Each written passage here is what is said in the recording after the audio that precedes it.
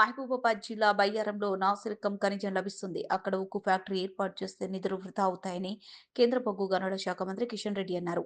ఆదివారం వరంగల్ నగరంలో ఏర్పాటు చేసిన విలేకరుల సమావేశంలో ఆయన మాట్లాడుతూ, బయ్యారంలో ఉక్కు ఫ్యాక్టరీ ఏర్పాటు చేస్తామని బీజేపీ చెప్పలేదన్నారు. రాష్ట్రంలో చేసిన కులగణన ఏ ఒక్క బీసీ సంఘం కూడా అంగీకరించడం లేదన్నారు. రాష్ట్రంలో సర్వే పూర్తయి బీసీ సంఘాలు సమర్థిస్తే కేంద్రాన్ని ఒప్పించి ఆమోదం చేపిస్తామని హామీ ఇచ్చారు. ప్రభుత్వం ఇచ్చిన గ్యారంటీలు, హామీలను అమలు చేయలేని నిస్సహాయ స్థితిలో కాంగ్రెస్ ఉందన్నారు. వి రామారావు గారు మా గురువు గారు.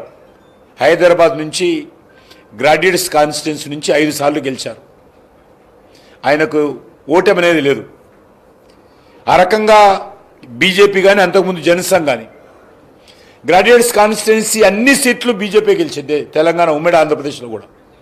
రాయలసీమ నుంచి డిఎస్పి రెడ్డి గారు, హైదరాబాద్ నుంచి వి రామారావు గారు, ఇక్కడ నుంచి ఎల్ఎస్ రాజు గారు, డాక్టర్ రాజేశ్వరరావు గారు, కృష్ణా గుంటూరు విజయవాడకి వెళ్తే జూపుడి యజ్ఞనారాయణ గారు, మరి విశాఖపట్నం శ్రీకాకుళం విజయనగరం వెళ్తే పివి చలపతిరావు గారు, రాయలసీమకి వెళ్తే ఎడ్డూరి శివప్రకాష్ రెడ్డి గారు, చిత్తూరు ప్రకాశంకి వెళ్తే పిడతల రంగారెడ్డి గారు. ఈ రకంగా మొత్తం గ్రాడ్యుయేట్స్ కాన్స్టిట్యున్సీ అన్న కూడా మొత్తం గెలిచేవాళ్ళు.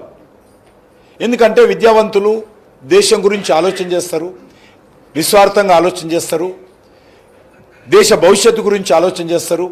మంచి వ్యక్తులు ఉండాలి, మంచి సాంప్రదాయాలు ఉండాలి, మన సంస్కృతి పరిరక్షించాలి అనే దృక్పథంతో పట్టభద్రులందరూ కూడా బీజేపీ కోటేసేవారు. హైదరాబాద్లో పోటీ చేసినటువంటి మా రామారావు గారు ఎలక్షన్స్లో ఖర్చు ఎంత తెలుసా? 3.5 లక్షలు. 3.5 లక్షలతోటి హైదరాబాదు, రంగారెడ్డి, మహబూబ్నగర్లో ప్రచారం చేసి ఆయన ఎమ్మెల్సీ అయ్యాడు.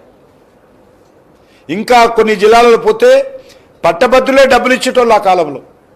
వాళ్ళు 1, 2 రూపాయలు, 5 రూపాయలు, 10 రూపాయలు ఇచ్చి వీళ్ళని అభ్యర్థులుగా ప్రోత్సహించినటువంటి పరిస్థితి ఉండేది. ఆ రకంగా ఒక మంచి సాంప్రదాయం ఈ యొక్క పట్టభద్రుల్లో కానీ టీచర్లో ఉండేది.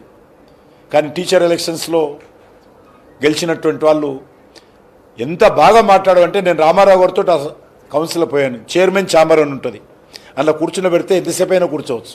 మిగతాదైతే గంట తర్వాత చేంజ్ చేస్తుంటారు, కౌన్సిల్లో కానీ, అసెంబ్లీలో కానీ, పార్లమెంట్ కానీ.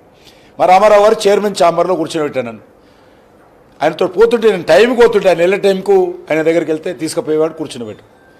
ఆ రోజు నేను వెళ్ళిన ప్రతిసారి కూడా చూసేవాడిని, వివరాలు కూడా తెలుసు. టీచర్స్ కాన్స్టిట్యున్సీ ఎమ్మెల్సీలు శాసన మండలిలో ఉంటారన్న భయంతో ఆ మంత్రులు ప్రశ్న జవాబులు చెప్పేటప్పుడు ఒళ్ళు దగ్గర పెట్టుకుని వచ్చేవాళ్ళు. వీళ్ళు ఏ రకంగా ఏమడుగుతారో అనే ఒక భయము. శాసనసభలో భయపడేవాళ్ళు కాదు, శాసన మండలిలో భయపడేవాళ్ళు మంత్రులు. ఆ రోజు మాణిక్యాలరావు కానీ, బాలకృష్ణమ్మ గారు కానీ, హనుమంతరావు గారు కానీ టీచర్స్ నుంచి ఎమ్మెల్సీలు అయిన వారు ప్రభుత్వాన్ని చీల్చి చెండాడేవాళ్ళు, గజగజలాడేవారు మంత్రులు.